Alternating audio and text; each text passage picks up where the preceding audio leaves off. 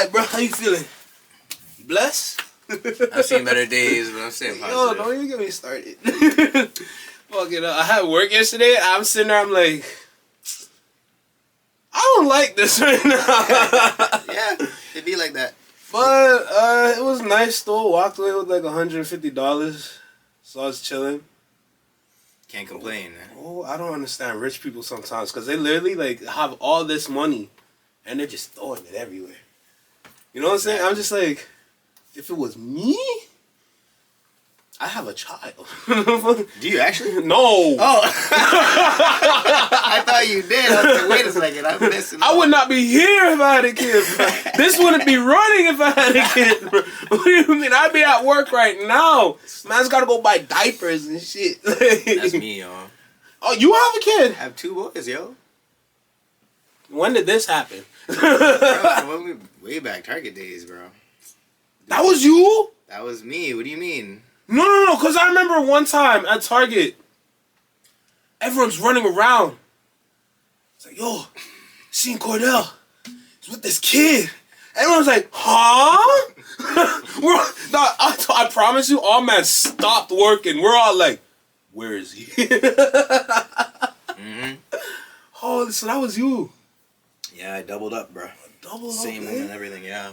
Really wanted to make it work, you know? Yeah. Second ever relationship.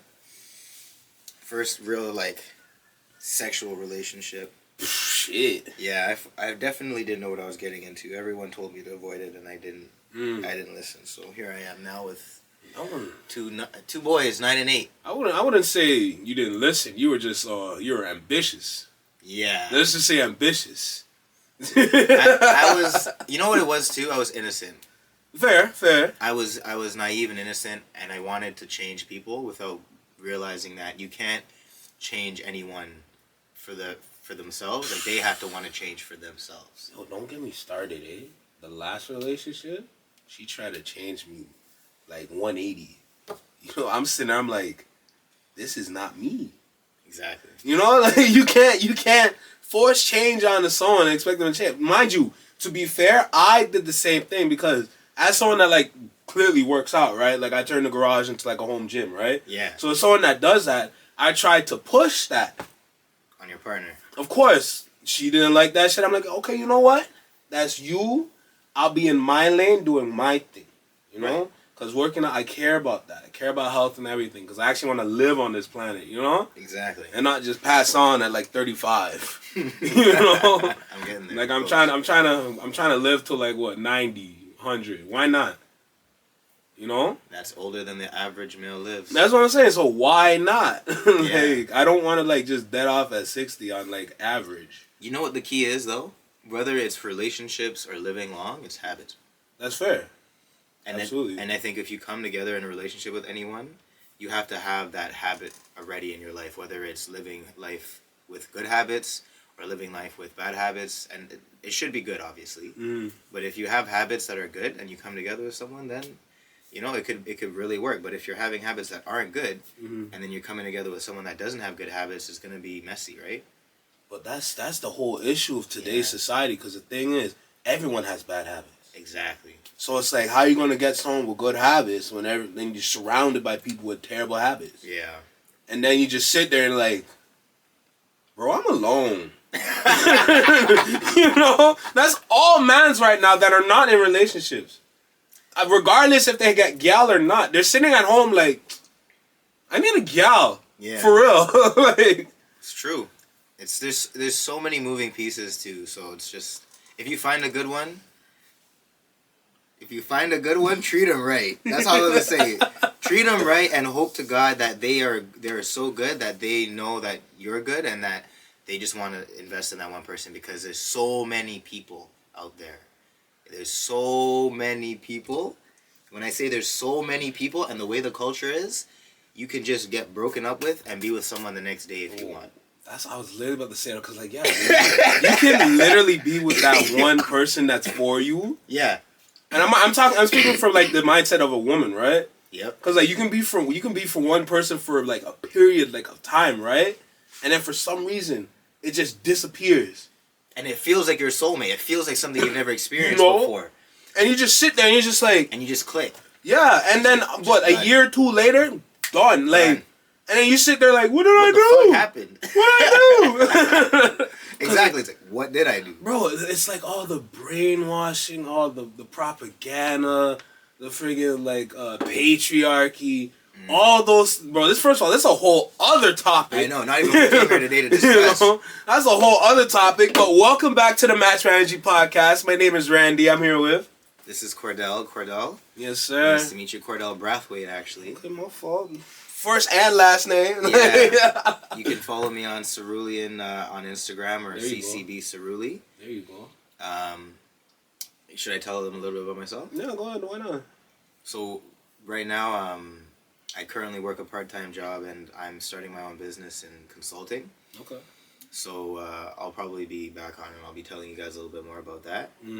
But a part of that consulting thing is definitely just touching base with the young community. Ooh, heavy. So we have a lot of people that are our age. I'm 29. How old are you? I'm 29, bro. We the same age. You're my age. You're yes, 94, sir. Baby, yeah? Yes, sir. So the people our age and younger, especially, that lack guidance. So they lack guidance. They feel like, they don't know what to do in life. They still look up to these celebrities and stuff, and they don't really have that Which pathway. It's fair. It's fair to look up to celebrities? It's fair to an extent. It's like you're allowed to look up to someone, right? But don't devote your life to someone. You know what I'm saying? So being a super fan, you mean? Kind of? Yeah. Don't. You're stupid. Basically, it's fair to look up to someone because regardless what kind of celebrity they are, you'd have some image. It takes molding to find the right person to look up to. You know. So what you're trying to do, like you're trying to mold and give them structure. Yeah. That would make them change their ways and kind of look at other celebrities like, oh wait, what about this guy over here? This guy could be cool to look up to. Yeah, it's true. It could be that they look at someone and then they're gonna look up at me, but not necessarily. That's what I'm saying. It's funny that you said that because I could respond to you two ways. I could say there's MK Ultra effect, or I could say that there's good in following someone or envisioning yourself as being like someone. Okay. Because there is. It is that anyone that you've ever wanted to be like, there was good qualities about them, or there was something about them that you wanted to take from and grow with. So I think that as much as it's impossible to try to tell people to not follow celebrities, it is possible to tell people to follow the right person and build upon yourself and model yourself based on the right person for the right reasons. Because every decision you make, you're choosing to identify as a specific person, and it's either the good side or the bad side. It's like that. It's like that angel or that devil. Yeah, your consciences. Exactly. Some people call it. Choose. Yeah, some people call it the super id, the id, and they break it down psychology wise. But yeah. But anyways, we'll be following up with what's going on there in the future. Of course. Thank you for having me on. I appreciate you. You know the vibe. You know the vibe. Come yes, on, sir. Man. You know the vibe. So, shit, we go way back. we go way back. Like Target did. It's a decade now. Jesus Older God. than that, actually. Oh my God, Target, bro. Shit, the whole vibe. Honestly, I'm not even gonna lie to you. Target was my first job, right? It was my second. Bro, I'm not even gonna hold you. That's probably like my favorite job. Like, hands down, bro. I ain't gonna, like, I remember you. Yeah. Bro, think about it. Because, like, you got the electronics section. You got the consumable section. Bro, you got friggin' toys. You know I was the king of toys. Dude. You know I was the king of toys. All the kids' toys, I had that held down pat, bro. The way your muscles were flexing, you were the king of everything. No one gave a shit, bro. You were the biggest man in the joint. Oh my God, dude. No one could bounce you. No one would bounce into you and not get sent away. Bro. You were the bouncer before there was a bouncer. For real. Oh, man. The moments, the memories, dude, like, unmatched from my other jobs. Like, some came close. Like, a very close second for me is when I worked at the Sheridan Student Union. Everything was great. One, yeah. And it's a vibe, right? But, bro, Target, dude? Target, bro? Bro? Target Canada? Yo! I didn't expect you to make me laugh this much. I'm sorry, I'm not able to maintain my composure, but yeah. That's fine, bro. I make all people laugh, no matter who they are. What? Just remembering the days, yeah. Man, the classics, bro. Like, literally. Oh, my God. I can't believe I worked on Cash there, too, either. I ain't gonna lie, because people that know me personally, me and Cash don't mix. We are not friends. You know what I'm saying? Like, I fucked up a few times there. See, fortunately, I have not. Yeah. Fortunately, I have not. Because tutus, I take my time and I'm real slow. Like, when I count sometimes when I'm tired, I'll be like, all right, 1, 2, 3. How do you do your sets in the gym then, Dad? Oh, no, 1, 2, 3. Instead I carry cruising. You know? Euro training here. Oh, no. That's funny. But nah, Target was a whole vibe, bro. All them friends and memories and shit, man. That's unmatched. That's unmatched, dude. It's true. Frig. You're not... Okay, so I know I had Omar in here before, too, and he's from Target as well. Stefan, he was not. He, like, I'm thinking of people that I brought on here from Target. That's the thing. I think it was only you and Omar. No, Adrian. I'm trying to remember Adrian. I think I do, though. Tall. Adrian Wallace. White guy? No. Black guy. Yes! Yeah, there you go. There you go. King. Yes. Isn't it King? Nah. It's, what was it again? I literally read his name the other day. E-Dubs on IG. Okay. I'm thinking of Mr. King. That's the next man that you. Yeah, that's someone else. I've had at least 3 different kings on here. I ain't gonna lie to you, bro. All right, kings up. No, I was gonna wear my black king sweater today. Man, next time. Speaking of kings, you know. Yeah. But nah, like I want to see how many more people from Target days I can bring here, you know, and just catch a vibe. That'd be crazy. It would be nice. If I can get all Master Target to pull up and we just reminisce, yo, that's a wrap. That'd be a wrap. episode. Cause literally, that would be not only be a good episode, it'll be like referencing. I don't know if you watch Superstore. Yeah. On Netflix, bro, that was us. Superstore is the literal definition of Target. Here's the idea: we reminisce while watching Superstore. Oh my god, bro! Yo, oh my.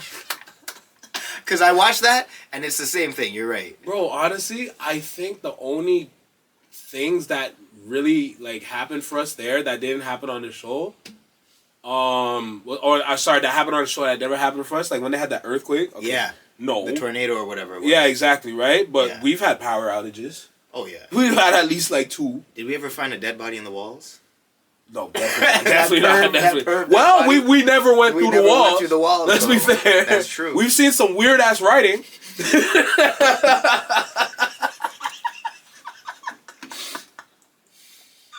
Yo. Don't get me started with those washrooms. Yo. I wasn't even talking about the washroom. No, I was talking about the back room. The back rooms. Oh, okay, yeah. There's like 3 to 5 different side back rooms for what? Yes, I remember now. Bro, you remember that one space behind the elevator, that little gap area? Yeah. And someone set up a chair. The hidden chair. Yo, Maz would disappear. We're like, where did dude go? Turns out he's behind the fucking elevator. Bro, oh my god, Target was lit. Oh, man. Dude, Target was lit. It was. Holy crap. And then it's gone, bro. I'm so sad it was gone. I ain't gonna lie. I'm gonna keep it 1,000 with you. If Target was still there, I'd be there like once a week. No, bro. You can't take that from me. Not yet. Not yet. It was the clothing. I remember people would rave about the clothing. And that's to true. this day, people still be wearing that, what was that one brand? Merino or some shit? There was one Merino, and then the other one was, the Cottage brand. You know which one I'm talking about. Like Black Canoe or some shit? Something like that. But something Canoe for sure. Yeah, right? It was something Canoe. Remember when we had Roots and people came in and bought off the shit? All of it. Bro, I was one of them. Yeah. It was exclusive. I know, because, like, honestly, it was me and my friend, and we're sitting there like, yo, is it you Target selling Roots? I'm like, yeah, you trying to go? Dog, we cut during lunch. We cut during lunch. My tracksuit's still upstairs. My tracksuit is still upstairs. That's reminding me. Holy, man. You were in high school. We were in high school? Yeah, we were in high school at the time, bro. For real. I was on my last leg of high school. That's why. On Target. Yeah, nah. Damn. Feels like forever ago. That's what it was, though. It really was. Bro, I'm really sitting and thinking, I'm like, bro, like, the amount of shit that happened at Target, and mind you, like, the parties and shit. Mm-hmm. Bro, what? Oh, my God. It was really high school. Yeah, all these places, like, are high school, though. Most places, when you leave high school, you'll realize. Yeah. College is like high school. Yeah. Any job or career that isn't like I haven't experienced an office job, so I can't personally speak. Like, a big office, a medium-sized office.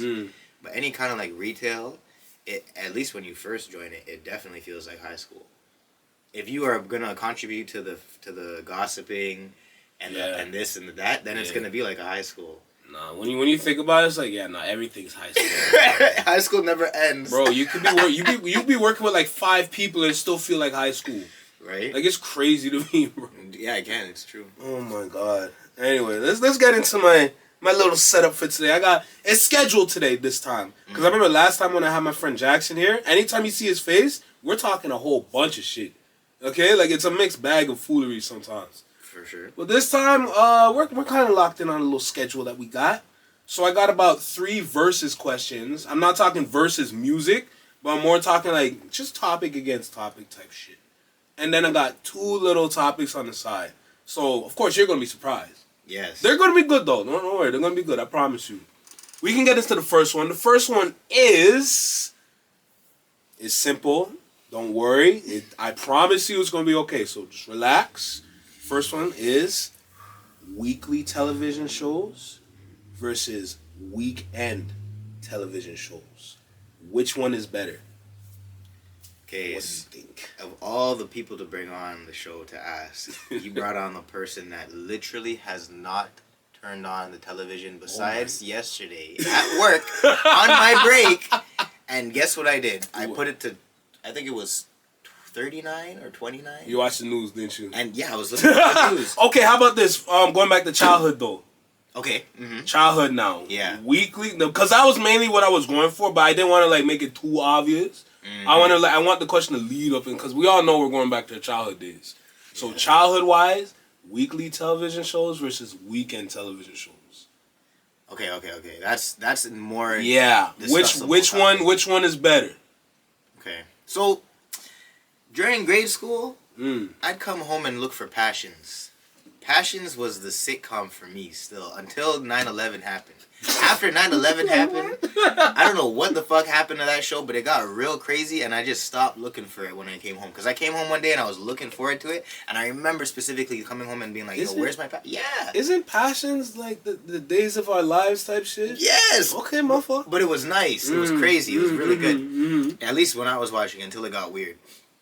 After 9/11, I remember I came home, and I saw on 9/11 that this was happening, and I was like, nah, this can't be real, yo. Give me the Passions. It never came on that day because they just made every channel that day about this 9/11 and made the victims rest in peace, obviously. Of course. But I was just, disparaged by that. So that was my weekday television. The weekday shows for cartoons did not compete with the weekend shows for cartoons. When I woke up, honestly, Talk about it, bro. Talk about it. The X-Men. Talk about it. The Transformers. Talk about it. Oh my God. What were the animal Transformers calls? What was it? The Beast Wars or Beast Machines? Beast Machines or whatever. That shit was crazy.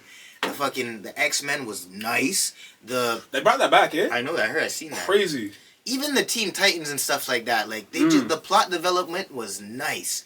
They actually had more story to it than they do nowadays. Like when I see the shows that they have on nowadays, it's like dribble. It's just distraction and confusion.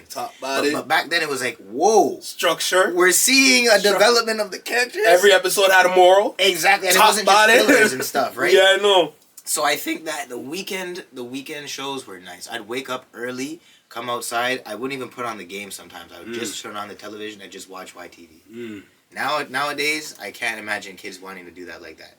Because there's nothing to watch. It's just dribble, bro. But I don't even say it. It's just bullshit. I'm going to keep it. I ain't afraid. I'm going to keep it. It's bullshit on TV. Bro, think about this. During the weekdays back in the day, like TV was top tier, right? Like when you go on like White TV, Teletoon, Family Channel, there's always something to watch, and it was good.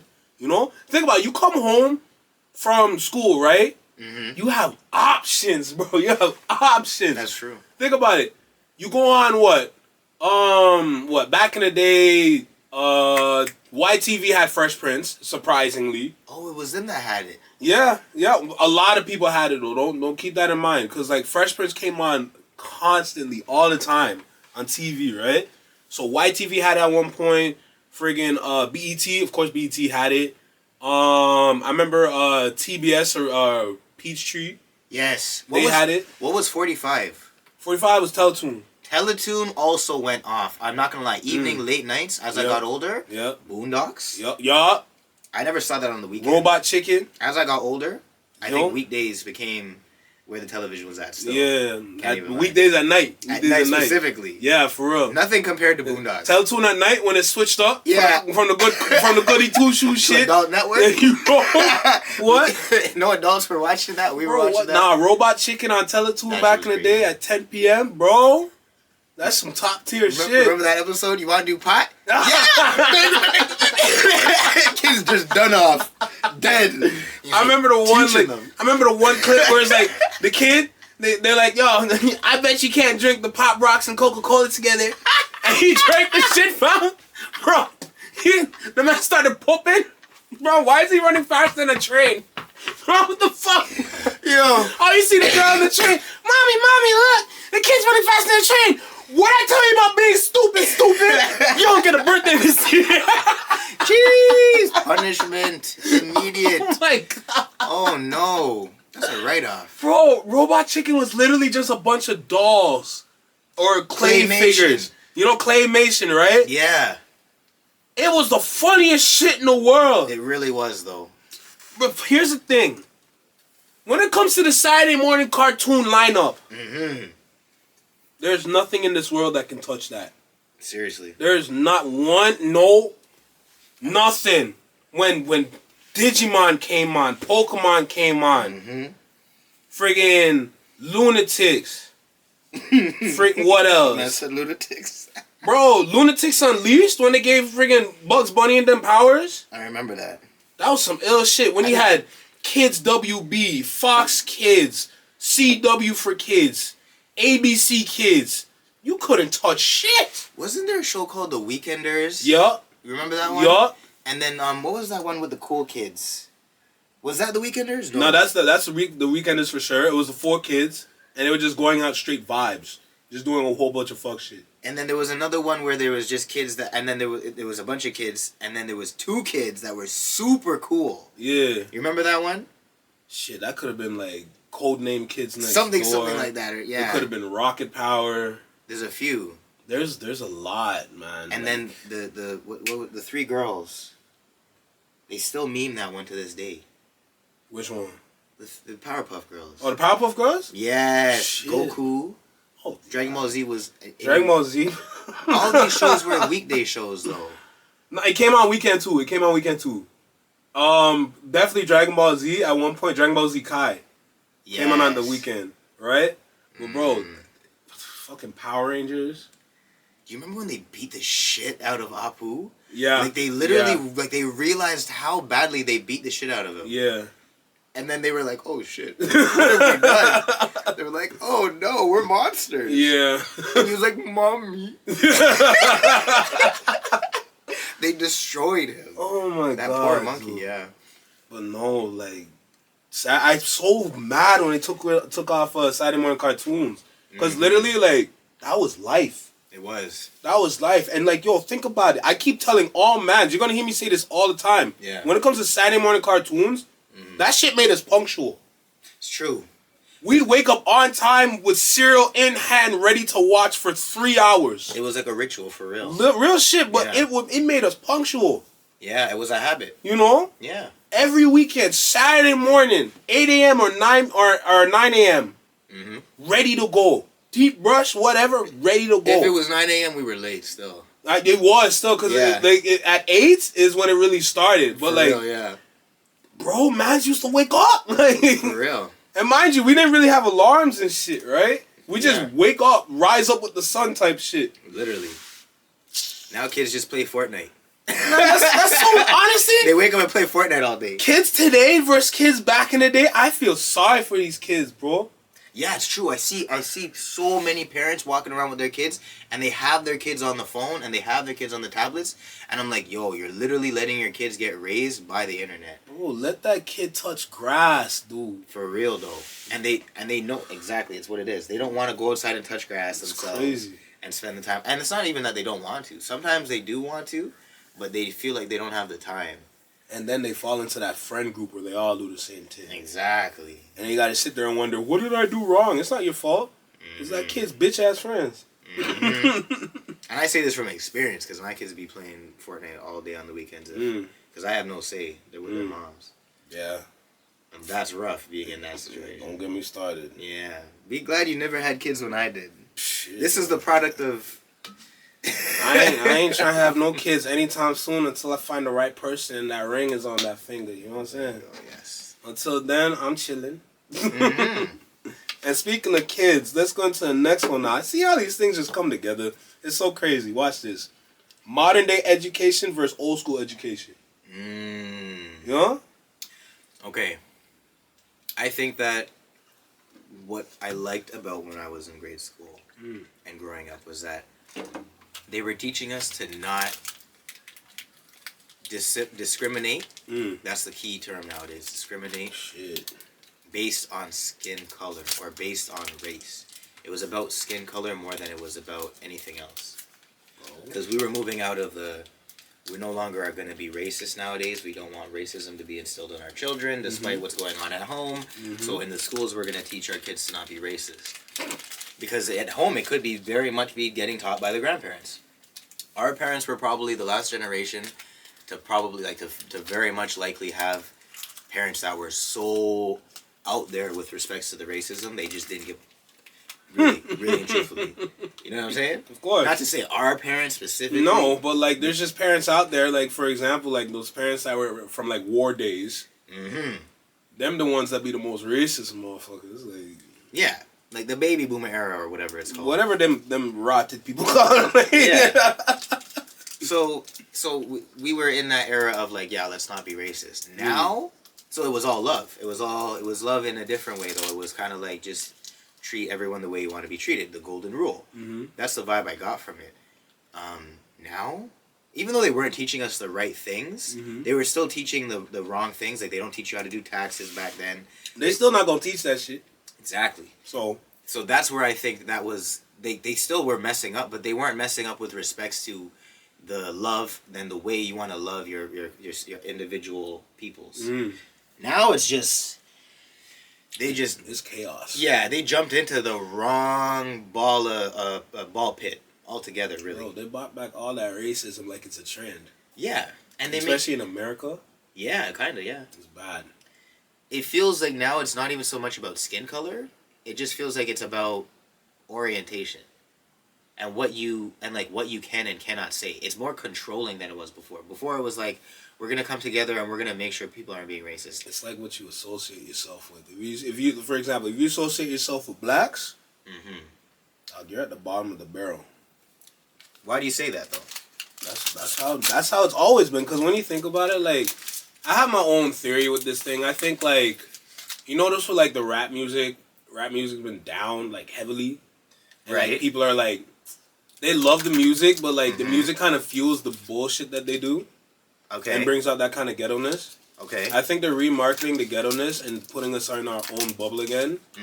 Just so that they give us an example of like, oh, look what you guys do over here, A, B, C, and D, compared to what y'all guys do back in the day. Like, the way they look at it now, it's like, okay, since y'all want to act like that, you can stay in your lane, and then we can keep doing what we're doing over here.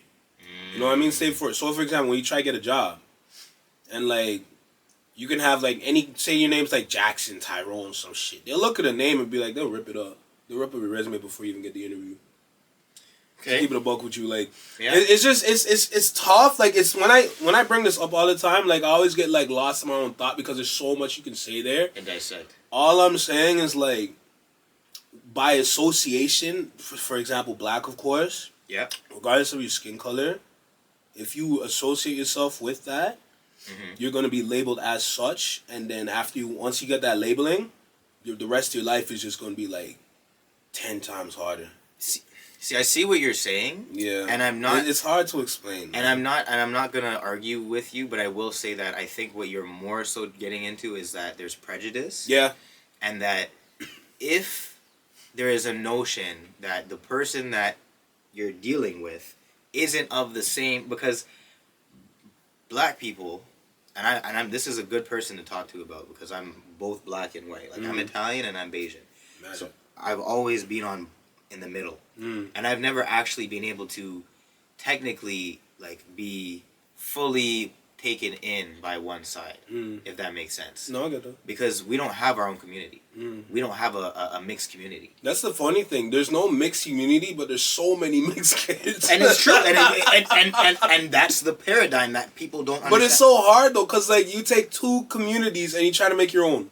It won't work. It hasn't been done before. So that's where I think that... I don't even think you can really manage that. Exactly. It's so big of a task. It's like, how do you even do it, right? You can't comprehend how you would begin. And how would you group it? Because it's not just like mixed black and white. There's mixed brown, white, Asian black, Asian white, right? Asian brown. Like there's so many different mixes. Like how are you supposed to manage this kind of mix? It's true. It's true. You know, like it's tough. Honestly. But a part of also the issue that you're talking about too, if I were to dissect it, I'd say that it's when that person sees that Tyrone or they see that Jerome, who is seeing it? It's the hiring manager that is an ethnicity that isn't black. It's a hiring manager that is going to look at their team of a mixed bag of races, possibly Asian, white, whatever, some sort of other culture. And they're going to say, all right, does this person fit? And then they're going to look at the guidelines of saying, do we have to actually hire a minority? Okay, we do. So, okay, do we have to hire a black person? No. That's not in our guidelines. We're going to hire someone that is most qualifying for the job, that's going to fit in, and blah, blah, blah, blah. So then they have all these lists of things they can go down and just completely disqualify you for. But really and truthfully, it's under the premise of, I don't even want to give this guy a chance because whatever reason. And that prejudice is a problem, and that's why I think that we need more black people and we need more people of color in the management and in the CEO suite and in the leadership roles. Because if they're not there, then how are we going to bring people that are from the bottom rung up, trying to get in, up to the top? That's how it's being done for so long, right? So that's a part of the problem. They're not allowing it to happen because they've been at the top for so long. And now, how are we going to get up there if they're not allowing it to happen? So we have to start our own businesses. We have to do it ourselves.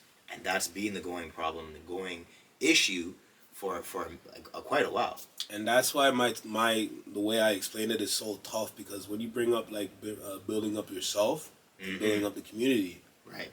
Everything that is marketed to us, right, from music, TV, whatever. Mind you, think about it like this: the best TV shows out there right now for black people all include drugs. Name some. Power. The whole Power universe. The 50 Cent show. Yeah. It's true. 50 Cent shows. Yeah, because it's not just one Power. There's at least like 4 books right now, and then they're coming out with a new book, and they're gonna end one that's gonna come out. It's true though. It's all including drugs and music. Yeah, you're not wrong. Exactly, right? And it does empower us, but it has to involve that. All mans look up to Big Meech. Think they want to be Big Meech. You're not ready for Big Meech life, bro. You're not ready for that shit. Because regardless if I watch it or I read it, y'all niggas ain't ready. Because them niggas soft. It's funny because you say that, and then we look at like How to Get Away with Murder. Yeah. Female protagonist. What are they predominantly doing? They're teaching people illegal activities. Exactly. Literally. through the court system. Oh no, you can go ahead and kill this guy. All you gotta do is say this, and this in court, and you're okay. Right. What kind of fuck shit is that?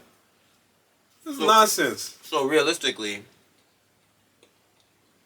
you hit the nail on the head there. Yeah. Guilty by association. They constantly make the only role models and the only entertainment somehow going down a specific avenue. Like, think about it. Back in the day when you had all the black sitcoms and they taught us about being a family, being together with your family, Life as a Family, all them things. You're talking about the ones that they're trying to completely erase from history, like the Bill Cosby Show? Yeah, that's the major one too, the Bill Cosby Show. They're trying to murder him, and they're trying to murder, what's his name's legacy?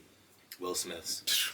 They already murdered Will Smith's legacy, because that man a bitch, I ain't gonna hold you. Oh, really? Why is he with Jada still? Leave her! Okay, see, now this is something we would have definitely gotten into if everyone was here and if we went with the OG topic, but it's not that I'm going to say that he should leave her or he shouldn't, but I want you to just imagine being in the place of a man that's being married to the same woman for so long, had kids with her. He married her for a reason when he married her. He fell in love with her for a reason when he fell in love with her. And he probably was doing the same ish that she was doing to him that got exposed for longer, if not worse. Right? Regardless if it happened or not, fam, once you have a grown man talking to his wife on television, regardless if it's on a computer screen or on TV. Unpacking that. And the man's like an entanglement. I lied. An entanglement? Bitch, just say you cheated. I lied. Because you did. Yeah. Okay? Regardless if I did it first or not. Okay? You cheated. And the man's crying and things on public television. He's still being memed. Why are you with? Leave her, bro. Leave her. You know what? Your kids are fine. They're grown. You know what? I agree. I get what you're saying, but I think that he's doing the right thing in showing that through thick and thin, when you get married to someone, you're supposed to be with them through thick and thin through all this nonsense. That's what you're signing up for. I'm not saying that it's okay, but ultimately, all that stuff was for clout too, and he did actually come out just as fine as he was like going in, probably. Like, you know, he had to do what he had to do. Slap the shit out of Chris Wong. That was so ridiculous. And I feel like it was staged, but then the more I look at it, and I don't know. I really can't tell. No, bro. Because think about it. From the way the camera was cutting, first he was laughing along with the joke, right? Yeah. But Jada was like, she gave me one of them ones, right? And then the camera panned off of them. And you know for a fact, we was like,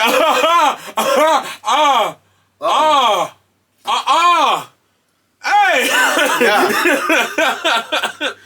Talking about keep my wife's name out of your fuck. Man, shut up. Nah, I can't accept that, bro. Bro, okay. If he did, if he cheated, what she did to him on TV is sick. That is sick. Admitting the entanglement stuff? The entanglement thing, and then like the manipulation to make him go up on stage and slap the man. That was his decision. Yeah, regardless, yes, but like in the moment, you gotta understand, right? Yeah, it was motivated. In the moment, it's a little different. Outside the moment, people are like, what's going on? In the moment, it's kind of justified. Yeah. Right? Is it the right thing? Hell no. No. And on top of that, the man got kicked out of the damn award show. I know. For a long period of time, so where's the dub? Worth it, yeah. There was, you know, like, no, you're just, leave her. Like, leave her, fam. Well, what does he gain from leaving her? Besides what people think is his dignity. I was really about to say the dignity. I got you there. What people will say is his dignity. Is he really even getting that back? No, because now who won? No one. So you're saying everyone loses. No, so you're saying it's better to stay? I think that if you look at the long term, it looks better on him, and it is better because realistically, what are they going to get out of leaving besides more money down the drain, all that stuff, all that years of marriage gone to waste?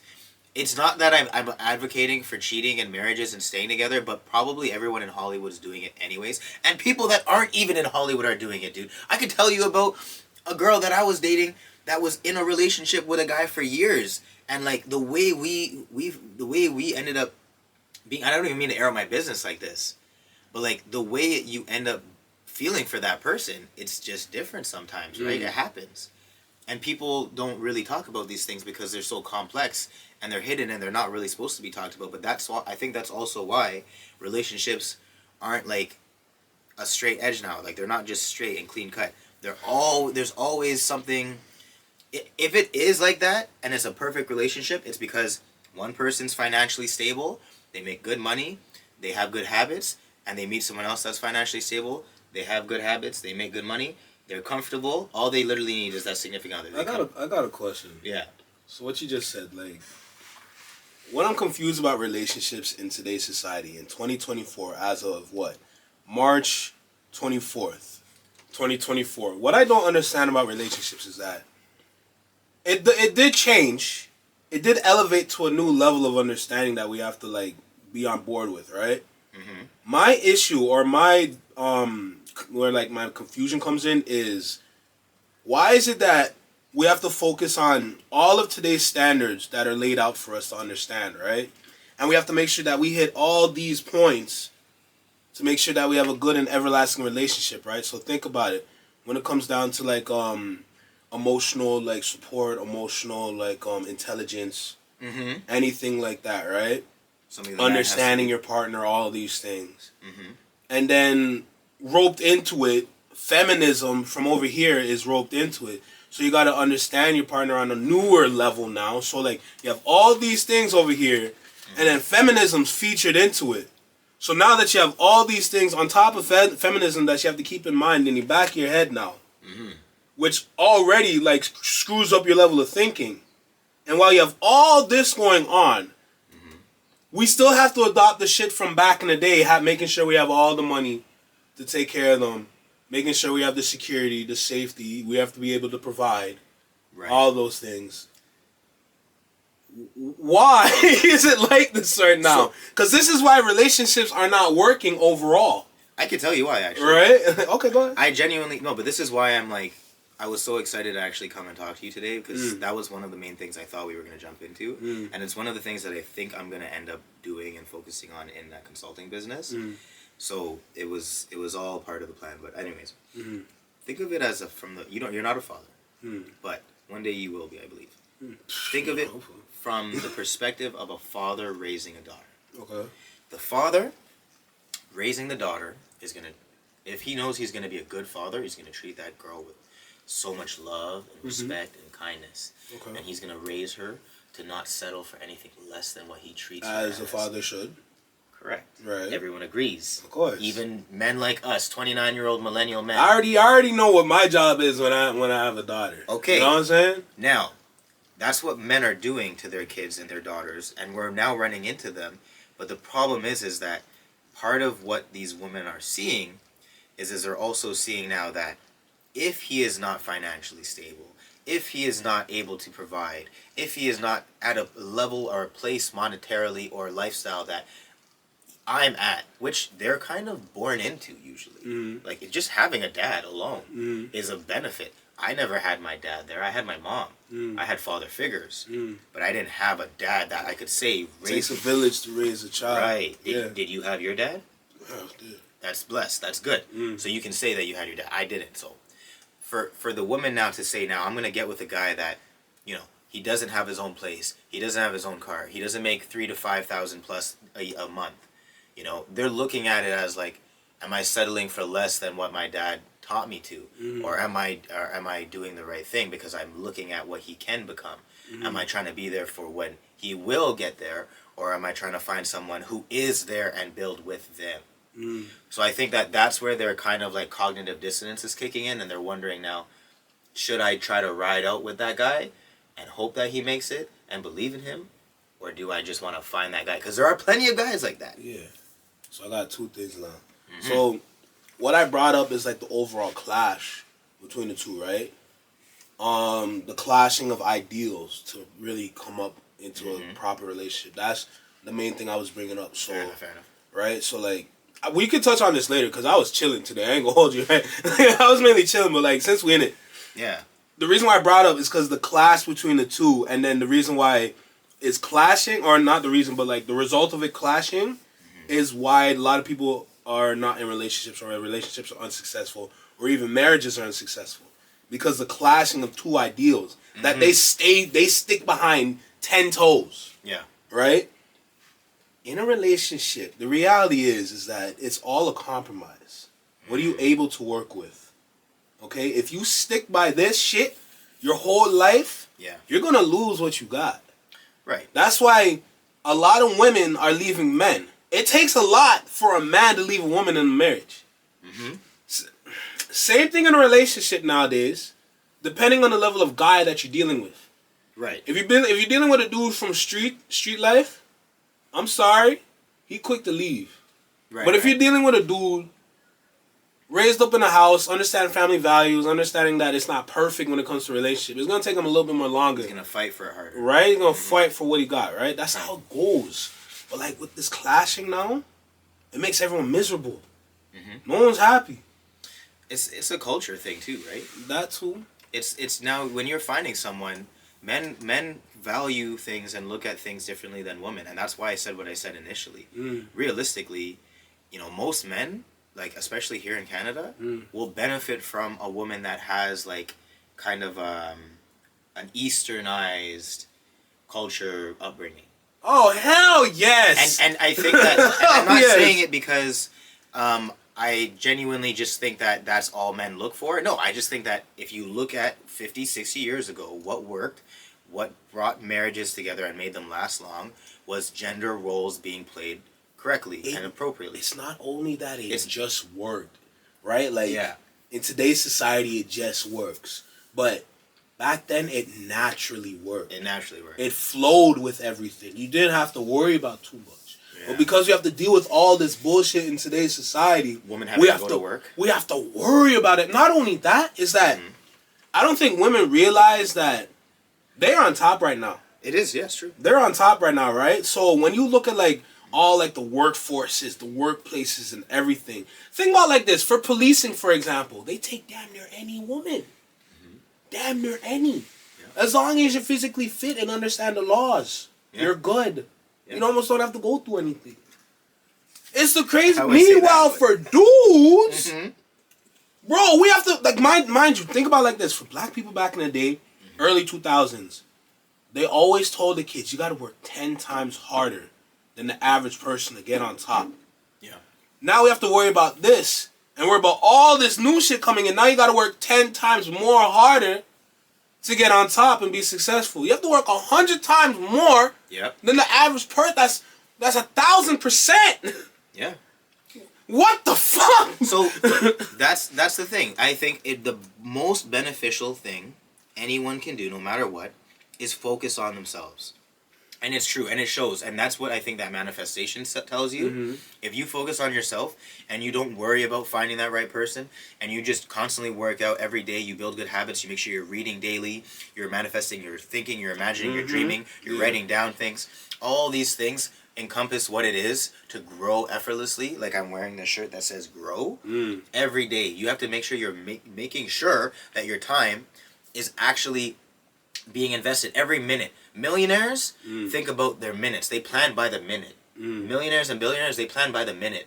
Regular people like us, we be planning by the hour, by the day, and everything else. That's a part of the problem. So I think that it's a mental thing. It's a way that we're raised thing. And just to finish off what I was saying about that Eastern culture thing, I think that it's a values thing, right? Yeah. What do men bring to the table that make women say, oh, like what do women bring to the table? And then what do men... You can't even ask that. Right. Because they're going to get pressed. Right. And then I mean, like, realistically, I'm not saying it from like Andrew Tate. No, I'm not saying it like I think that everyone has the right to their opinion. But realistically, men used to be the bread providers. Now, women also have to provide unless the man can still do the providing. Women are not ready for that life. But listen, they want to adopt like the life that men have because they want to take the men's role, but they're not prepared for what's coming when it comes to that men's role. Are you ready that you're the main breadwinner? Are you ready to give up your money just like how the man will give up your money? I think that's another thing. Women that make a lot of money and that are financially independent have a harder time settling for a guy that isn't at that level. Like, the problem is money, really. Ultimately, the biggest issue is now money has been made so paramount in today's society that if you wanted to be like, like even just potentially able to go out with a woman that just makes 80 bands, you have to make 80 bands or more. You have to, keep it a band. No. Keep it a band. If she makes 80... You need to make 100. Yeah, not 100 plus. 100 plus, 100, yeah. It has to be. Because if not, if you make 90, she'll be like, oh, you one of them guys. And that's at the minimum. I know. Some of them, you need to be fit. You need to be in the gym, chiseled. You need to be super funny. You need to be handsome. You need to have a family that, you know, this, that. It's like... Bro, that's like 2% or 1% of dudes out there, dude. Exactly. And they've already ran these numbers over and over. It's around 2 or 1% of men. So in the world... Yeah. How many people are in the world again? About 1 trillion something? Nah, like 5-6 billion or something. Regardless, like 1 or 2% from that. So, are you fucking sick? Like, so the main message here, brothers, is to focus on yourself. Go to the gym. Focus on manifesting what you need and growing yourself. And then what is meant to come will come. And pray to God. Find God too, yes. Involve God in your life. I think that's just another part. I was joking, but it's true. It's true, right? Because if you think that there's no, like, if you genuinely believe there's like no aliens, no God, then you have to be kind of like I don't know. I don't want to use any specific words, but look at the pyramid. Like, just look at the pyramids and look at what they know about the pyramids. There was plates on every stone. The way that they had the 3 placed where they are built. Each ton over each thing is over 50 tons.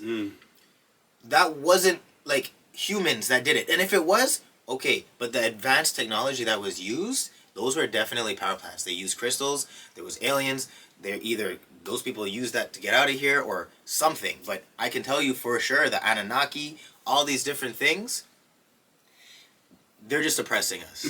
They're just straight up oppressing us. And the more you know, the more you realize we are so powerful if we just invest in ourselves. So keep doing that. Let that be like one of the main things you take away from this episode, if anything, please. Invest in yourself. Invest in yourself first. Don't worry about gal. They'll come. They will come. Shit, speaking of gal, I love how this shit is coming together. All right. Natural women or BBL women?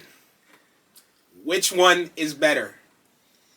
You're already gonna know what I'm gonna say. I know. I am 90% sure. Imagine I say the BBL though. If you said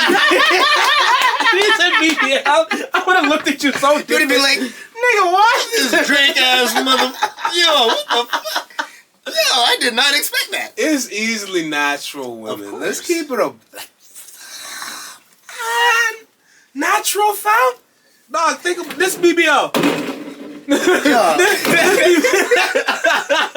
This plastic is in the girl's ass. For real. What are we talking about?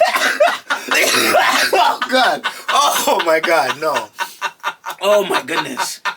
No. No, but you know what it is. If for me, I'll go farther than saying it, natural or BBL. If the woman genuinely and me and her connect on an emotional, physical, mental level, she makes me feel comfortable. I make her feel comfortable. She's attracted to my physical. I'm attracted to her physical. I don't care. I really don't care, right? But that's just because I come from a place where I'm gonna travel the world, and I'm not gonna be looking at women and saying I'm gonna talk to you because you're beautiful in the face. I'm not gonna be a Tristan social. I don't think.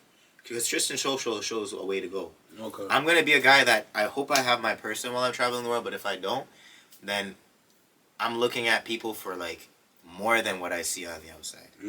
Obviously, the natural aspect is what I want. I want someone that doesn't feel like they need to modify their body, because now that goes into a deep down, you know, confidence, kind of like, what's the word? Inner turmoil or self-conscious thing, right? Everyone has their own motivations for adjusting or modifying, but cutting into your body, to me, it's like going too far. You're risking your life, you're risking infection, you're risking everything. I have Crohn's. I could have gotten my intestines cut out for the longest time. I chose not to. Because, you know what, as much as that would be probably what they say that I should do or I consider doing, I'd rather try to live naturally. Dr. Sebi is all I need, all these different, you know, natural ways to go is all I need. So for it to be like a, and I'm sorry if I'm getting like super deep and I'm not like, no, you're blessed, don't worry. Don't worry, you're blessed. But like, yeah, for me it's definitely a natural over modified body. I think but the thing is, we're traveling into that. Don't you agree?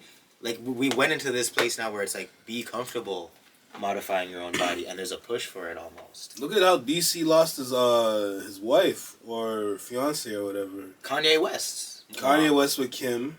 Even Kanye West's mom. She died on the operating table for.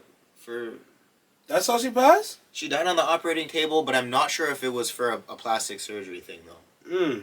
If it was, that's sad. But like, yeah. I bring up DC because his is like more recent, right? DC is who? DC Young Fly, the comedian on Wild 'N Out. Yeah, so like his girl went to Colombia or whatever for a mommy makeover, and a mommy makeover is not just one surgery; it's multiple surgeries. Yeah. At once. Body lost their life. Shot, bro. Yeah. That's what I'm saying. Like, your body has to adjust to one surgery, and you do like 2, 3. Yo, your heart can't take that. For real. And she passed for that, right? And it's the same thing when you see these girls, they just go get the BBL, right? Yeah. Yo, a lot of the times, first of all, the shit don't work out most of the time, right? Yeah. Or even if it does work out, look at the life that you have to live. Yeah. Things can move and... Think about it. Once you get that BBL, let's keep it a band 75 right now, okay? Like, think about it. You see them in the airport. They can't sit. Bro. They can't sit. Dude, I see them in the gym, bro, and they're like this. They're literally like this. And I'm like, you're not doing anything. What are you doing? Stop. I'm just there like, it's... But these girls, like, they're in the airport. They're literally, like, on their knees the whole time. Like, you see, your future's bright, eh? Look at the foreshadowing. Like, yo, you're on your knees the whole time, and if you don't choose to take the flight back right away, you have to go into a fucking hotel for weeks. You have to check into a hotel for weeks. What? And heal up, then go home. I get what you're saying. You're not winning. I didn't know what you were saying at first. Bro, you're not winning. You mean they're on the plane, literally like on their knees, yes. so their asses and they knees can't touch. sit. They have to heal their backside. What? Oh my God. Yo. I didn't understand, but now I see. And when you see them in public after it's all said and done, they're literally shaped like the letter P. Literally. S. Oh my God. Money sign. Oh my God. Like, yo, it don't look your thighs. Yeah, that's true. Your thigh. What happened to your thighs? Oh no. Yeah. Like, it don't look good, bro. Like, I sit there, I'm just like, what the fuck possessed you to do this shit? It pissed me off, bro. And yeah, so realistically, if you're a woman and you're thinking of modifying your body, you know, to each their own, you could do it. But I personally would love you the way you are. You know, the way God made you and the way you're born. That's all you need. That's all you're ever supposed to do. You can go to the gym, you can tighten up spots, and you can make certain spots. Like, I'll be honest with you. Yeah. If I meet a girl and she loves me to death, and I like her, but, you know, for example, her tits are saggy because she was overweight, and then she lost a lot of weight. I'd literally have to be like, either I'm going to love you like this till the day we die if I want to be with you, or I'd have to be like, nah, I want you to go get your... Or she's going to want to go do it herself. There is no ifs, ands, or buts, right? That's life. You got what you got. You had big titties, then you lost a lot of weight, and they're saggy now. What can you do? You also got to keep in mind of the dudes out there that foam over girls that have the BBL and get the tit jobs. I know. What they don't realize is that congratulations for you getting your attention that you wanted. What you're not understanding is that there's gonna about to be, like, in that same month, 7 different other niggas that's gonna do the same thing for you, and you think you up, cause they giving you money and shit. You being bought. That's prostitution. Like, what are we doing here, bro? Yeah. what are we talking about? Like, literally, you build up your body to the point where you sell it off. Right? Yeah. They're traveling down that pathway, right? That's what it is. Oh no, they're already there. The taxi pull up already. They're home. You know what I'm saying? Yeah. Uber's here. You know what I mean? Like, can you go back from that? That's the thing. They're making lifelong changes. The only one person I actually seen successfully go back is Black China. Oh yeah. Yeah, when she took the thing out of her, when she took all the BBL and everything out of her body, And then she look good. Yo, I look at Black China different now. I'm like, hey, how you doing? You know what I'm saying? She's wicked. Stay away from her. I know she wicked, but she tried. Mm-hmm. She tried. She went out there. She got her doctorate. Oh yeah. Yeah, she went to get her she went and graduate from something. Everyone can change for the better. That's of course. True. Yeah. You know, but like the women being, but mind you, the dudes out there, these are kids. They're literally kids foaming over the fact that your titties are big and your ass is fat. It's true. It's true. Those are children, fam. Children with money, mind you. Usually, yeah. That's able to like, here, yo, hold a stack for me. That's you. Good, go buy some. Let me ask you something. You. What's up? How much do you think that women control how men think nowadays, like especially young men? Do you think that because of social media and internet access to these things, that like that's partially why also relationships are skewed into a certain way? Well, of course, it's the woman's fault. I'm sorry, no, it's women. I was like, I want to hear where you're gonna go with this, because I'm gonna leave that for another day. The manipulation is real. I was gonna say something else, but the manipulation is real. The use of sex appeal is what you mean. The manipulation is real. I'm gonna be your PR man here. Yeah, go ahead. You can try your best. I'm just gonna speak my shit. Say it then. Say it. Okay, the manipulation. Because everyone manipulates. You have to manipulate to get what you want. You have to try to conceive the person, like make the person conceive the thoughts that you want them to think, so that you get what you want, right? So you're trying to influence them. So you can't look at manipulation as manipulation is inherently a negative thing the way it's said and used, but really it's influence. If that's the case when it comes to manipulation, we need to look at therapy a lot differently. I said it. I said it. I'm not one that believes that everyone needs a therapist, though, either. Like, welcome to the club. Yeah, like I genuinely think that people that feel like the only option is therapy haven't addressed like what they need to address by talking to people that are decent, like that are good and that are around them. Oftentimes. But think about it. What you just described as manipulation is exactly what they do for therapy today. Oh no, it's important to go. It'll help you understand yourself better. It helps you get one with yourself. All this yada yada yada nonsense. I'm sitting there like, you know, if you just went for a walk and for about 2 hours, yeah, and go look at trees and shit, and think about life, you know you're gonna be all right. Right? Depression. What are we doing talking to someone that don't know us, and then they're gonna give us medication or some shit? Oh no, you should take these pills. It'll make you feel better. Yeah, it's very scary. Are we joking out here? Are we serious?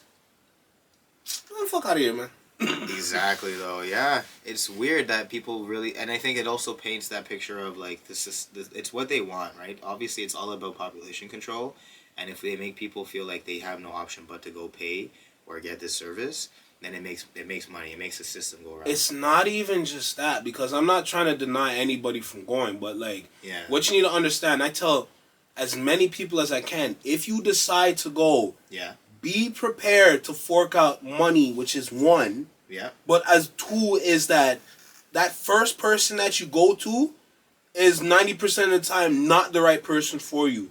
Yeah. And you have to shop around and make sure you find the right person for you. Yeah.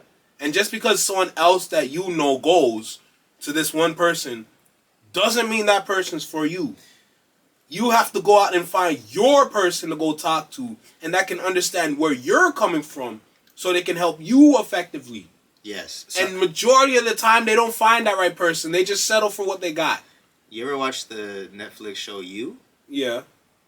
Remember when the first girlfriend that he gets, not the first one, but the one that he's with for the first couple seasons. Okay. She ends up cheating on him with the therapist. Look at the wickedness. Ain't that some ish? That's when I really I felt even more against therapy at that point. That's a whole other thing, because when it comes to therapy, can you really trust that person? And is that person not manipulating you in some sort of way? Exactly. So I agreed with you when you said that. It's true. There is manipulation, and then there even is bias. They're not supposed to have bias, but they bring in personal bias. So if it's a man that's giving therapy to a woman, he is more likely inclined, probably, in my opinion, to tell the woman that, you know, this person, this guy that she's whatevering with should probably be like removed from the picture. Not to say that that's what they'll tell them, but they don't know the full story. They're only getting part of the picture, and that person is giving them the biased part of the picture. So, and if if he is, for example, attracted to her, now his attraction to her is playing a part in what he has to say. And then you manipulate the girl, and the next thing you know, you beating up cheeks, like which is exactly what was shown in the show. I know, like you're just like, what the fuck is going on, bro? Right. Like I'm not. It's gonna be hard for me to put my faith into someone and tell them literally everything I don't tell people. No, I'm good. I'm okay. Therapy, typically, is my opinion, as you said. You get it when you stop. You don't let your mind spiral downward. You go for a walk. You think. You work out. You talk to your friends about whatever's bothering you, and that's it. Like, if you have no one to talk to, then I could see the issue with that. If you genuinely have no one to talk to, then I could actually see you. That's when you go. Yeah, that's when you definitely probably need someone. But if you have like a plethora of people that care about you, right? Who possessed you to go to a therapist? And usually people that have a plethora of people that care about them, they're only going to one therapist. And what I explained before, where you have to go to multiple to find a... Man, fuck it. Where were we? How did we get there? We're talking about BBLs and natural bodies and shit. And how the BBL women just be like, it's not good. Actually, let me bring it back to BBLs. Did you know that they stink? Oh. The BBLs stink? Explain how, though. What do you know why? Use your brain for a little bit. Yeah, because they chop open the fat from the different part. Okay. And then they put it in that part. And then they stitch it back up. Keep going.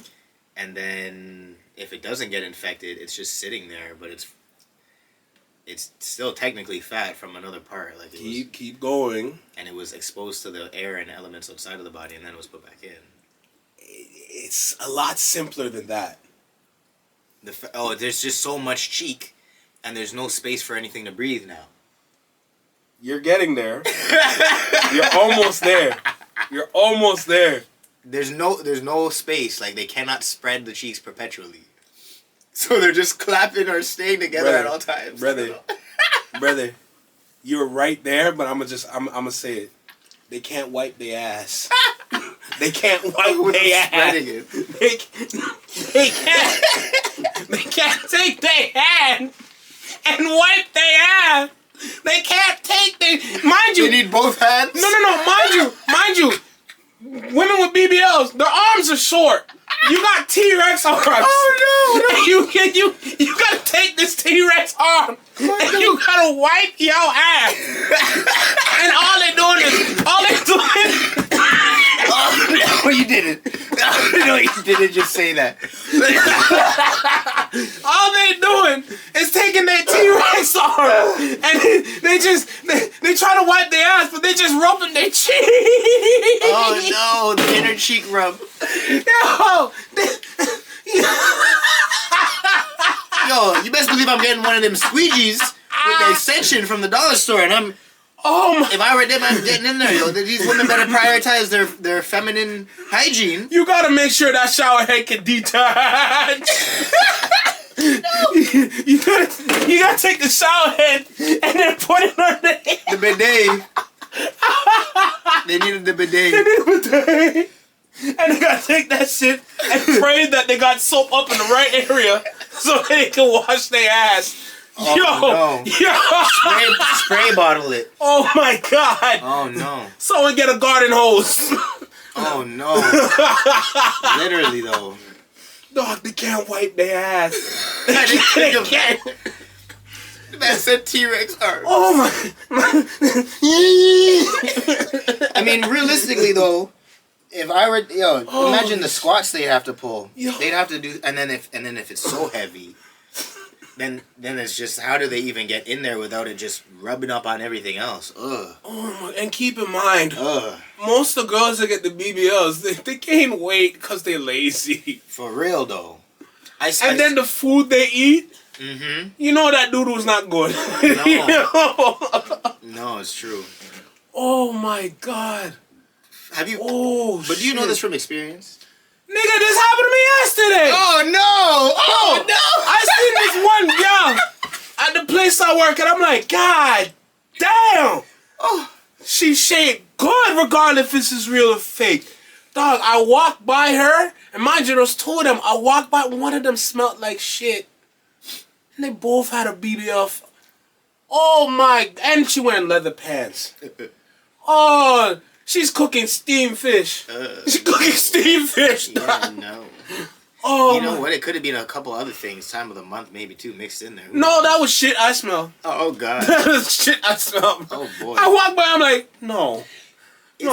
It's funny you say that though, because as I've gotten older, I think it's all these supplements and stuff I'm taking. I've picked up on scents more with women. I think I've gotten more experience too. Yeah. Because now I can smell like certain things and like I'll know like.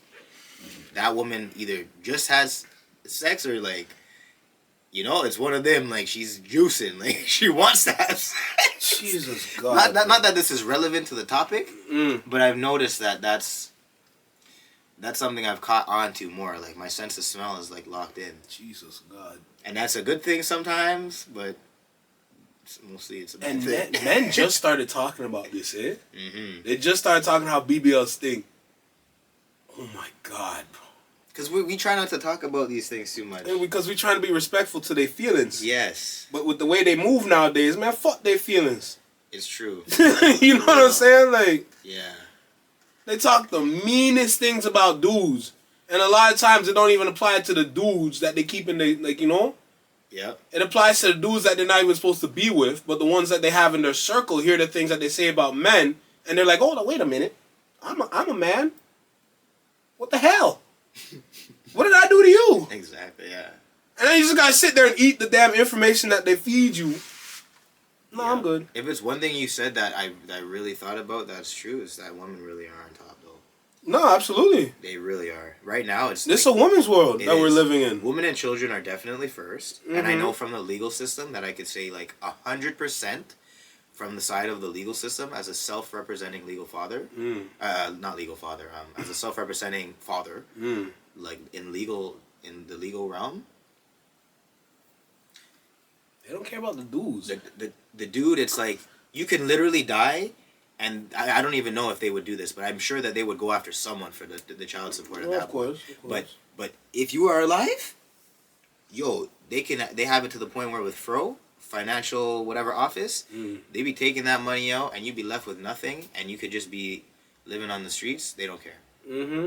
You could be starving. They don't care. Because the government already realized back in like what the 50s or the 60s. Yeah. Mind just look how long ago that is, right? It's a long time ago. Around like what 60 years ago? 60, 70. Yeah, right. Like look, like from that point they already knew that realistically the only people that they're really supposed to protect when it comes to a family is the woman and the child. Because the man is supposed to be the breadwinner. But because you have the breadwinner now, he's getting all the damn money in the world. If a woman just chooses to go on child support, leave dude, or divorce, whatever the shit, right? You just take the money from the dude. No questions asked. All you gotta do is get the judge to appoint it to the woman, and then boom, you're done. Yeah. That's a wrap. And I have like single fathers that just recently stopped seeing like the mother and like so it's fresh like they're gonna take them and serve them. But tell me how? Guess what? The woman, the mother is showing them papers and they're bluffing and saying they have a lawyer, and in the paper they're saying very specific things that like I could literally pull it up right now. And the way it's looking, it's like this guy is like, if he didn't know better, it's all about ignorance. If you don't know better, then you're kind of just going to fall for it. Oh, of course. So she's saying here, she sent him a temporary without prejudice parenting agreement. And then she's just saying, like, yeah, the parties have been separated since December 2023, and she's using the legalese terms. On a temporary without prejudice basis, so-and-so shall continue to have his parenting time every Friday, and like, she's giving him overnights, which is amazing, because even because of my situation, I wasn't able to get overnights. And I was working up to it, but the way it's looking like, I'm not going to even get overnights now. It's just going to go to trial, and I'm going to settle, or it's going to go to trial. And then, yeah, it's just like, she's just putting all these things saying, like, if he's late for returning by so and so, then he'll like basically lose out on his visitation for a period of time and stuff, and all these things that are just not at all like valid. And he's saying like this is BS, blah blah blah blah blah. And then I have a group here that I made. It's called Single Father Self Rep Group, where I literally made this group from guys that I've just seen doing their stuff at the courthouse. Yeah. And we're all just helping each other.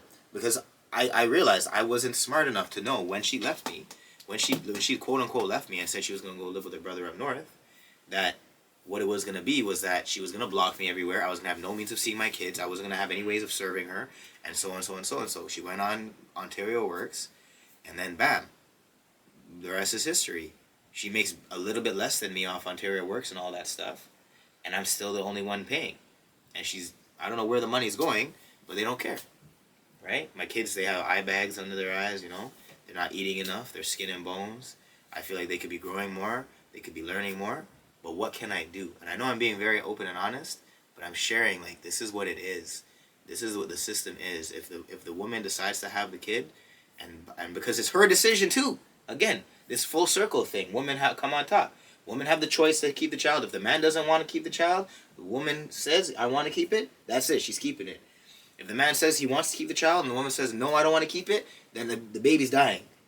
So the man really has no say once he does what he does with her, even though it's a both thing, they need each other to make it happen, there's no say for the man. You scared me right now. That's what it is, though. Yo, what the fuck? That's what it is. So it's like, really think about when you're sleeping with a woman, like, remember, entrapment is a thing, and you really can just get used for that.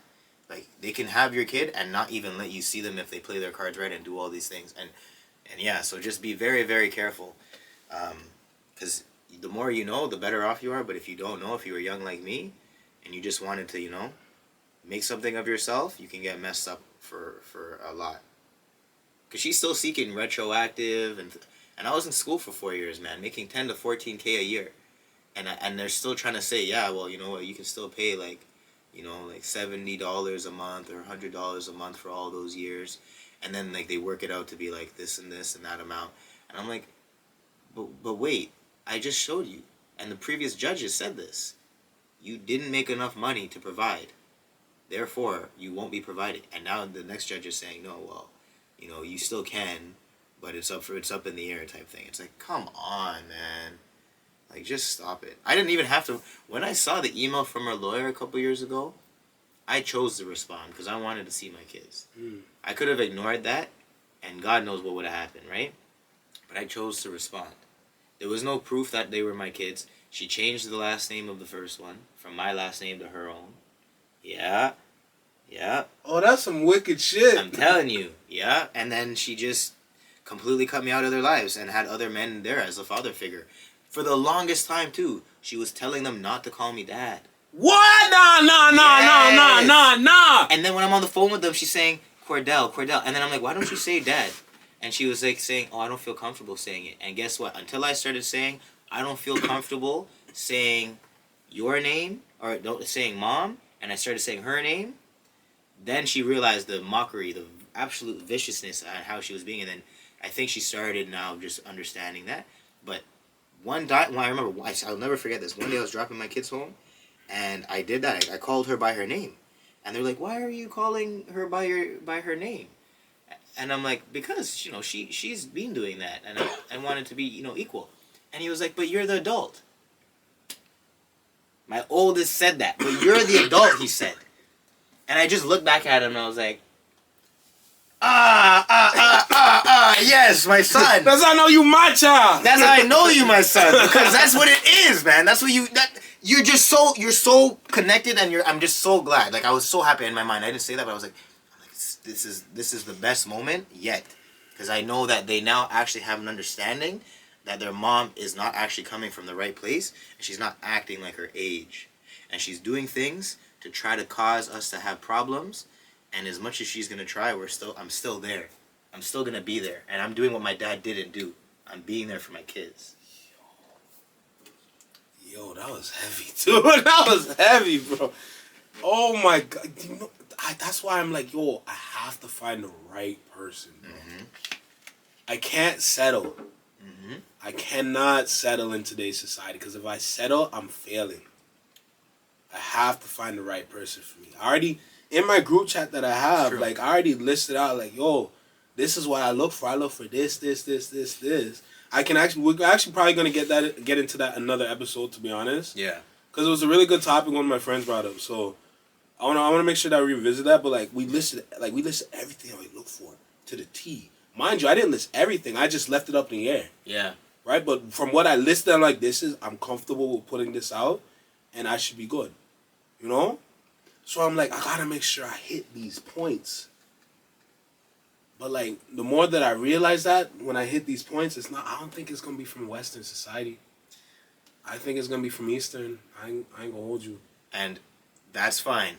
As long as you know that that's what you want and that you won't really settle for less, then that's what you will manifest and what you'll find. And it's true, like I said, the Eastern side just raises women the way that women should kind of treat the man. And they tend to respect the man more and have that, not even just loyalty, but that mentality of, you know, the man, I treat the man with this much respect and this much whatever, and I do all of these things for him. He can cook, he can clean, he can do all these things, and he will. But I'll be put on the pedestal, and I'm putting him on the pedestal. Not just what Eastern or Western society teaches them, which is, I get put on the pedestal, and I can do whatever the hell I want, and if I want to do this, then I'm going to peg your ass, and, like, no! What's this BS about, you know, switching dom and sub and all this? No, these women be, like, wanting to reverse the roles on you. I don't see the purpose in that. Me neither. There's no purpose in that. That's remember when I explained this whole roundtable thing? Yeah. That's the confusion. That's the conflict. That's why things don't work.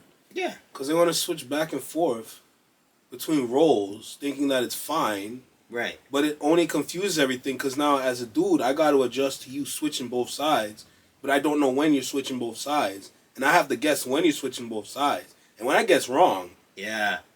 Yeah. Exactly. All hell breaks loose. I think the epitome of being like a really feminine female in a relationship is knowing that, you know, the man's going to be that rock. Bro. And they're not going to be doing... I ain't going to lie to you. Yeah. Between masculine women and feminine women... Yeah. Bro, feminine women would wash masculine women. Yeah. But people don't think about it, though. Think about it like this. Fuck it, I have another versus. Masculine versus feminine women, right? Yep. Say, for example, you have a masculine woman. Oh, strong, all this, you know, she swing first, ask questions later, right? Mm-hmm. If you put them up against each other in a fight, masculine women versus the feminine women, who wins? Masculine woman. Technically. Like, figuratively speaking... In a physical fight? Yeah, physical fight, yeah, right? Masculine versus feminine. It's the masculine woman that wins the battle, but not the war.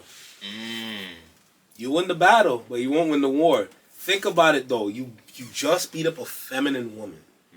Okay? You can have the same beauty, everything. Who's going to run to who first? The woman on the ground. You okay?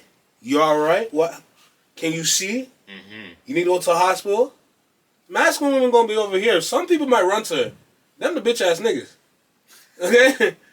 Keep that in mind.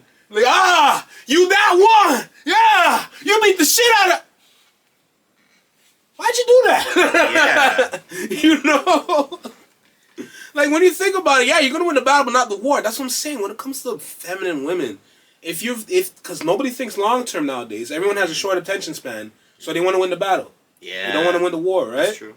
Right? So when it comes to the war now, feminine women win. That means feminine women will win long term than the masculine woman. Yep.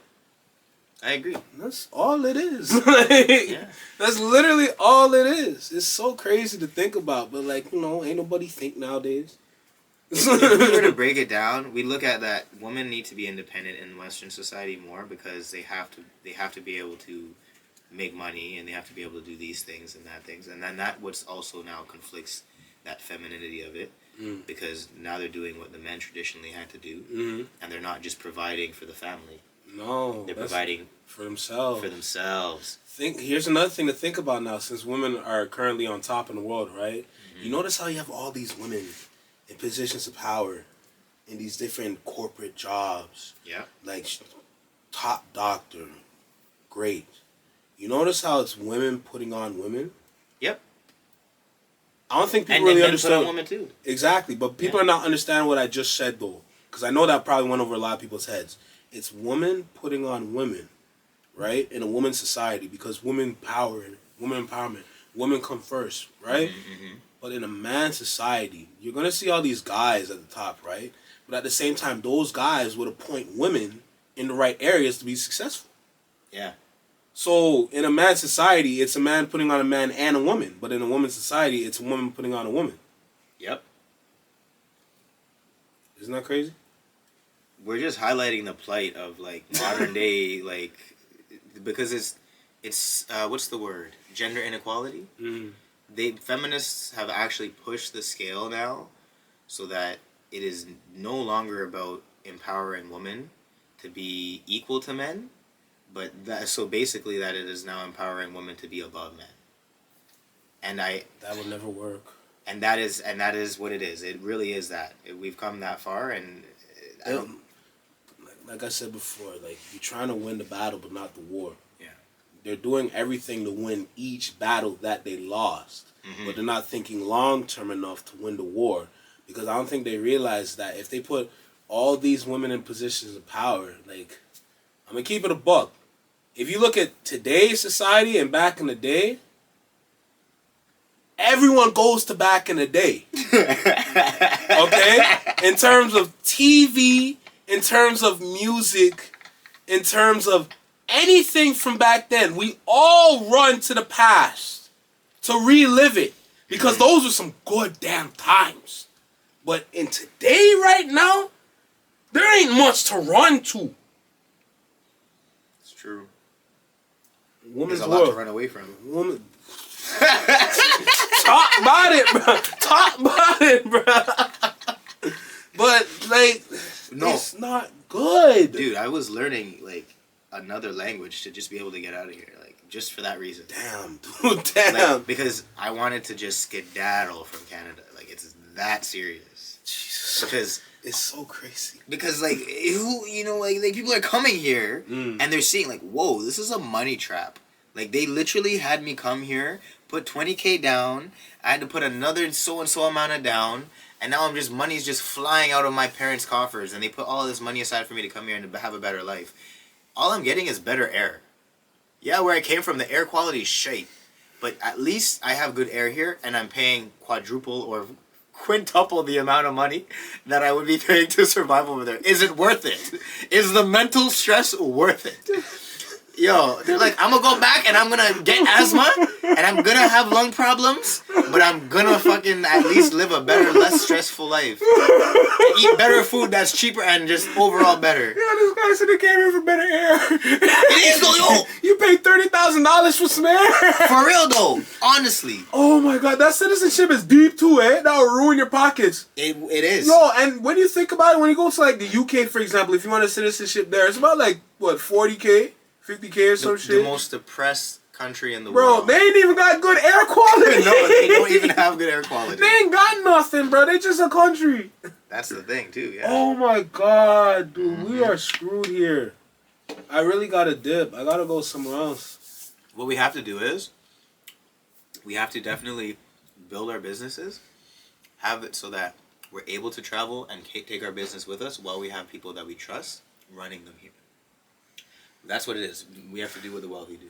That's another problem, because when it comes to people that you trust here, right, there's not a lot. Okay. It's true. I had this conversation with my brethren. Adrian was there for that. So Adrian, my guy Mudu from House of Laughter, and Rayshawn J, future R&B singer, by the way. Shout out. Free plug. But we had this conversation where when it comes to Canada and building groups and building successful groups, what can you name excluding Six Buzz? Because Six Buzz, that's not a real group. That's just a media company. Yeah. Look at the U.S. The U.S. has RDC World. The basketball skit niggas. When they do the LeBron James shit in the locker room. Okay. Them and AMP with Kai Cenat. Oh, okay. And Duke Dennis and Agent and all of them, right? We have those kind of groups. These are successful groups that have worked, where they all work together to put each other on top. You go to UK now, you got Shits and Gigs. You got Philly and Chunks and the rest of their squad over in the UK, right? And then you come to Canada now. Who do we really have in Canada? You could say Nelk Boys, but whatever happened to those guys from Brampton? Brampton? I don't know. Okay, I don't know. About? Which ones? The ones from Brampton. The ones that were... Oh, what's it called? For Y'all. Yeah, For Y'all Entertainment. I'm sure they're still around. I think they're in media now. Yeah. But anything group-wise, I think it's just vlogs that they do. But, like, we don't have a squad like AMP or anything from the UK. Or RDC World. Because RDC World didn't just do the NBA skits. They started with the anime shit. Yeah. Where they do anime type shit. And they made anime shit look good for niggas. You know? And then they have all their followers. They're actually trying to do streaming and shit now. Okay. Same thing with people that follow Kai Cenat and AMP. All these guys on Twitch now, all these black guys, mind you, on Twitch, trying to do something for themselves on Twitch. Yeah. What do we have in Canada where we can say, these are the guys we look up to? It's true. We don't have that. Nobody really wants to work together in this country to be successful. No one's saying, you know what? If I have something, say if I had this. I have this phone. This is my group. And I want to grow this group into a TV. You can't do that. Figuratively. I'm not, not physically, but, Television. Exactly, right? Like, you want to build this into something big. You can't really do that nowadays. Because nobody wants to really come together to do anything. It's a bunch of different groups of people, but none of those groups can really come together to do something bigger and really put Canada on the map. Because Canada's just, like, dormant. Like I said, what do we have that makes us popping? So, first, I think if we were to, like, get into that, you would need money. Everyone that's involved in this, whatever this project is, you need the money. Not necessarily. No, because if you don't have the money, then that means that you need to work while doing it. And if you work while trying to do this, then you have no time for it. Because now you have to make time. But you have to sacrifice time. So if you have to work a full-time job to exist and live a life, then it's harder. If you don't have to work a full-time job, you work a part-time job, then okay, you have that spare time. But when you're bringing heads together, everyone's coming from their own lives paths of life, and they're probably, some have more time than others, and then that equates to where now people feel like they did more work or blah blah blah blah blah, and then that's where it's like you start to see the butting of the heads, the lack of investment from one end, and it's hard to have equal investment. If everyone has, this is why I started with what I said, if everyone has full time on their hands and all the money in the world so that they don't have to work, then okay, fine. All we have to do every single day is come together and say, all right, this is what we're going to do, blah, blah, blah, blah. I'm starting this consulting business. Do you think I'm doing it alone? Of course not. No, I'm with someone. We have several businesses that works. We just need to get the one down, the consulting down, so that we can consult the other ones. And then once we consult the other ones, we just built a portfolio, a track record.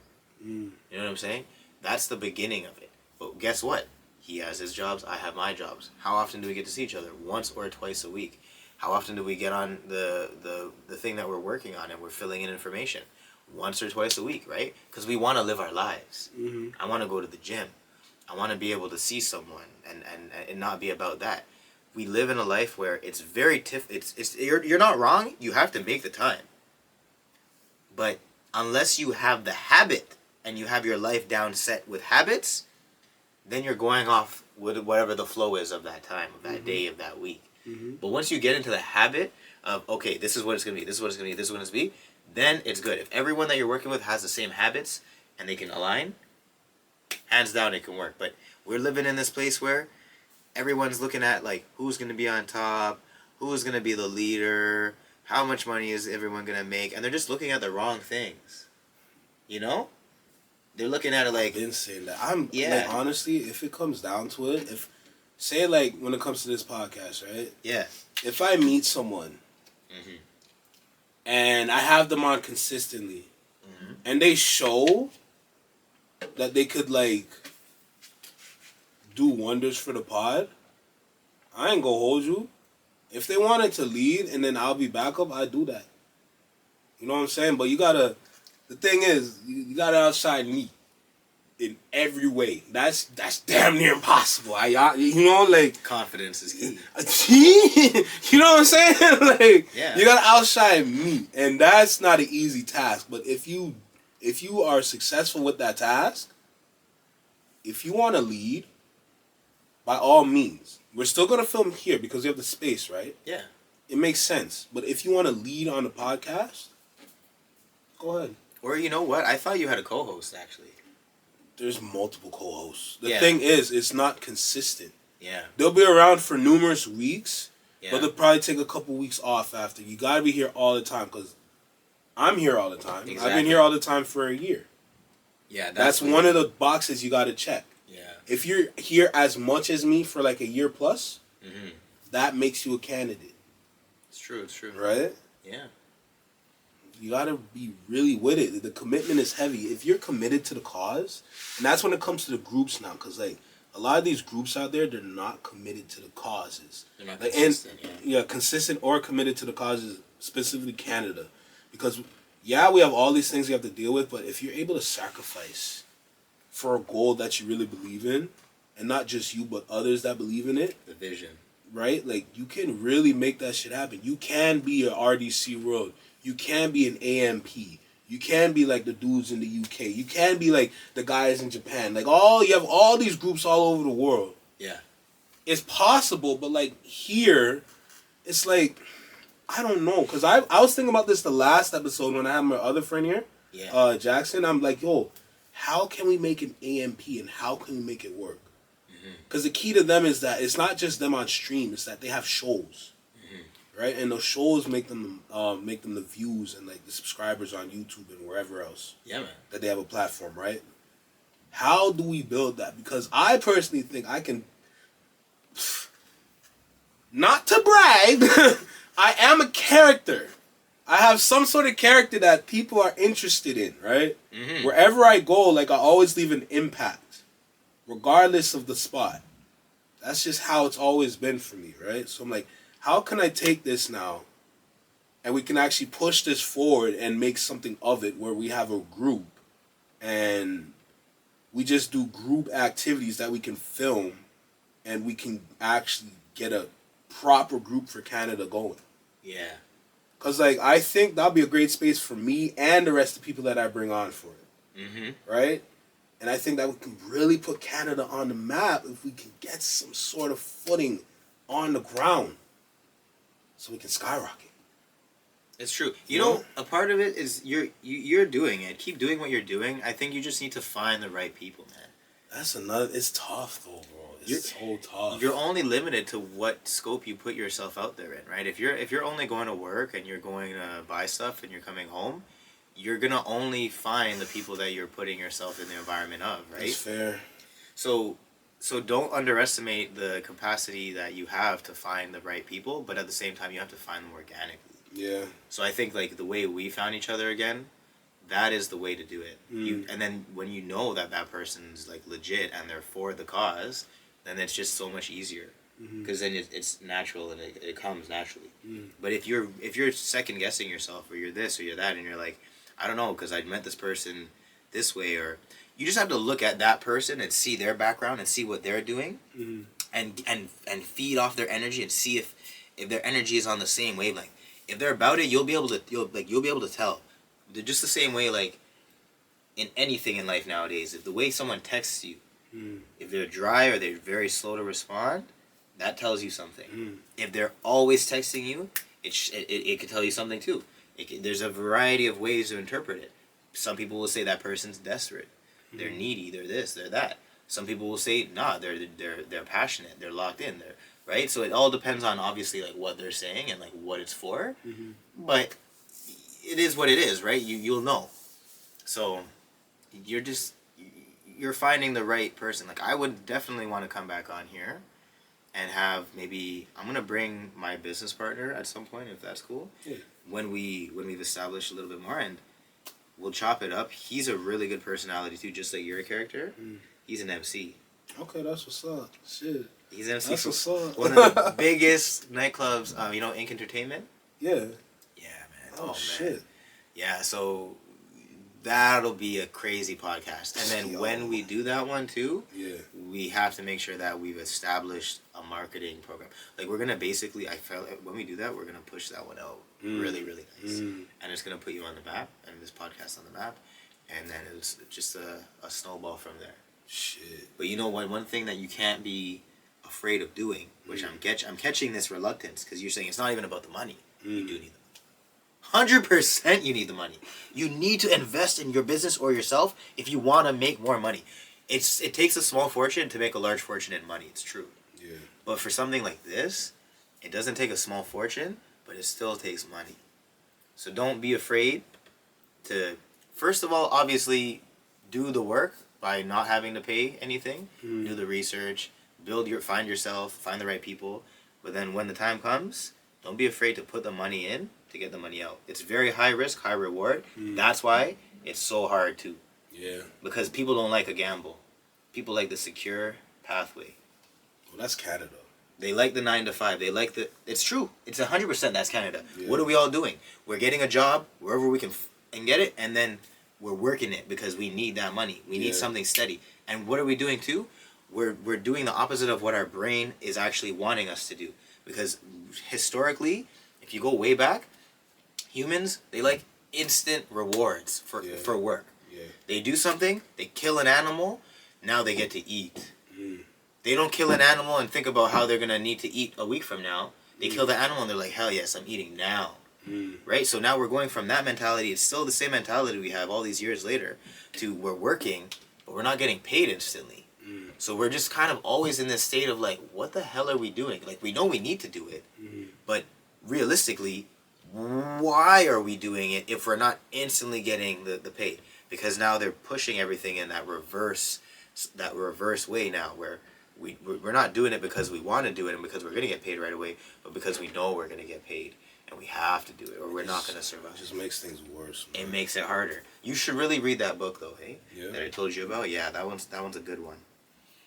Reading and forming the right habits is huge. Hey, bro, I got a whole list of books I got to read now, so I got to slowly start buying them or just find them on like online as an ebook or something. I'll send you the ebook for the one I'm talking about. Bet. Yeah. I think we're gonna end it here because it's almost been like 2 hours. Has it actually? Yeah. Yeah, 2 hours, dude. Who's that on your background? Yeah, don't worry. let's just say that's my future. Let's just say that. Whoa. Let's just say that. Man didn't say future anything. He just said that's his future. Yeah, let's just say that. And that's been another episode of My Transy Podcast. My name's Randy. I'm here with Cordell. We're done here, all right? It's been a great episode, bro. You know the vibe. Yeah.